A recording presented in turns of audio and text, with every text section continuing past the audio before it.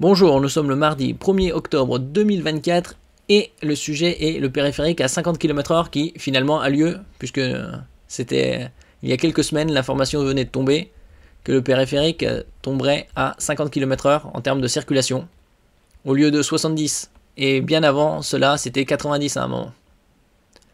N'oubliez pas de vous abonner pour plus de news nationales, européennes et internationales sur ce monde merveilleux dans lequel nous vivons. Périphérique parisien à 50 km/h, comment ça se passe sur les rocades des autres grandes villes en France? Certaines ont testé, en 2019-2015, et puis après elles ont rétro-pédalé, et sont repassées à la limitation précédente. Dès ce mardi, la vitesse est abaissée sur cet axe autour de Paris. D'autres grandes agglomérations françaises ont également réalisé des expérimentations, mais pas forcément concluantes. Alors, il y avait des grandes agglomérations comme Lille, Lyon, Bordeaux, Rennes, entre autres.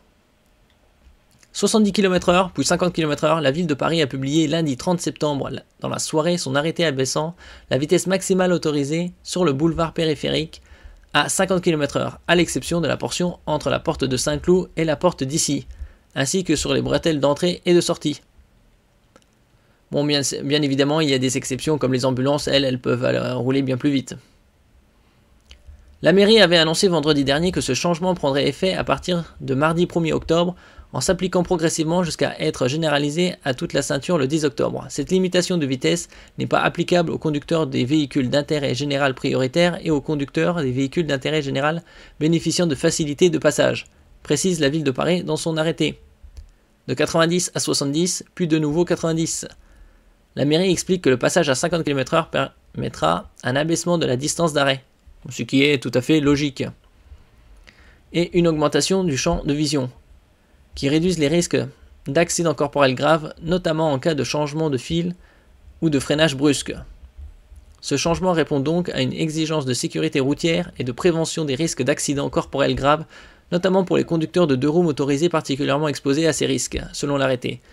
Il est également précisé que cette mesure a pour but de limiter la pollution et les nuisances sonores causées par la circulation sur cet axe. Après, d'après certaines études,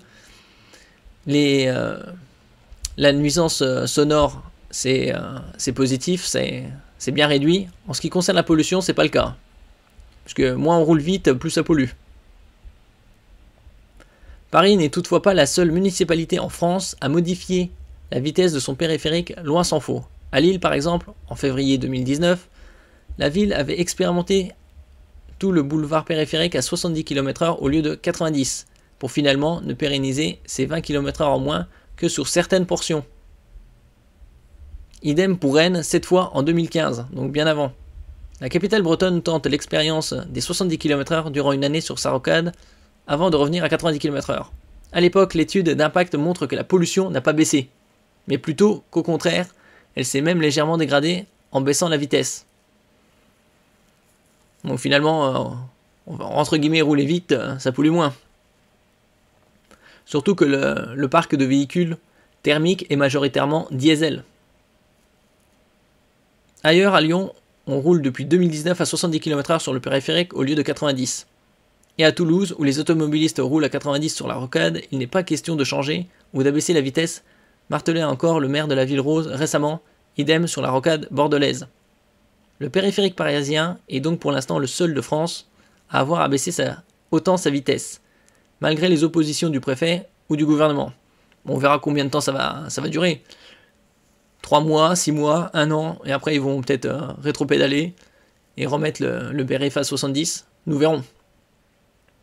De son côté, le CEREMA, Centre d'études et d'expertise sur les risques, l'environnement, la mobilité et l'aménagement, établissement dépendant du ministère de la Transition écologique, estime qu'un véhicule qui roule moins vite est aussi plus polluant. Voilà. Où ça nous mène. Nous verrons combien de temps ça va durer. Peut-être ils vont remettre à 70 dans quelques mois. Merci pour votre écoute et à la prochaine.